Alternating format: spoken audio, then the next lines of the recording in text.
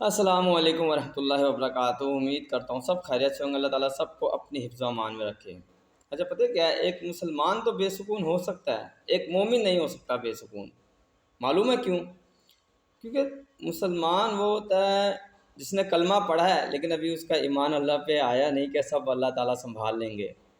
مومن وہ ہوتا ہے جو کہتا ہے سب اللہ سنبھال لیں گے، اور وہ جب یہ پڑھتا ہے نا حسبی اللہ لا الہ الا هو علیہ توکلت وہو رب العرش العظیم، تو اس کا اس پہ ایمان ہوتا ہے، اور اسے جب کوئی تکلیف پریشانی دکھ آتا ہے نا تو جاتا ہے مصلی بیٹھتا ہے، اللہ تعالیٰ کو اپنی ساری پریشانی سنا دیتا ہے، جیسے اللہ کہتے ہیں کہ اپنے سارے مسئلے مجھے سنا دو، میرا بندہ نہیں سن سکتا تمہارے مسئلے، وہ تھک جائے گا، میں نہیں تھکوں گا، مجھے سناؤ الف سے یہ اے ٹو زیڈ ساری سنا دو۔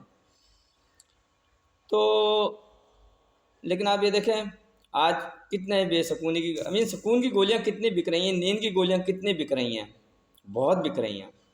سب سے زیادہ بکنے والی گولیاں ہی یہ ہیں۔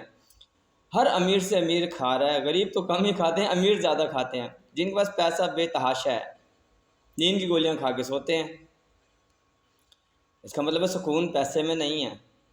لیکن ہم لوگ جب پیسہ کماتے ہیں نا تو ویسے ہماری خواہشات بھی بڑھتی جاتی ہیں۔ اب ہم اپنی آرزوؤں کو، اپنی آسائشوں کو پورا کرنے کے لیے، اپنے بچوں کی خواہشات کو پورا کرنے کے لیے کہیں نہ کہیں زیادتی کرتے ہیں کسی کے ساتھ، چاہے وہ بے ایمانی کی صورت میں ہو، چاہے رشوت کی صورت میں ہو، چاہے وہ دھوکے کی صورت میں ہو، چاہے وہ کسی کا حق کھانے کی صورت میں ہو۔ اب وہ اللہ تعالیٰ ہم سے سکون ہی چھین لیتا ہے، کہتا ہے اب تم نیند کی گولیاں کھاؤ، سکون کی گولیاں کھاؤ۔ تو اللہ ہمیں ہدایت دے۔ سکون تو اس کا مطلب ہے کہ اللہ کے ساتھ ہی لکھا ہوا ہے، اللہ کو راضی کرنے میں ہی لکھا ہوا ہے، اللہ پہ توکل پہ ہی لکھا ہوا ہے۔ اللہ ہمیں توکل نصیب فرمائے۔ اگر پسند آئے تو فارورڈ ضرور کیجیے گا، شاید کوئی عمل کرے۔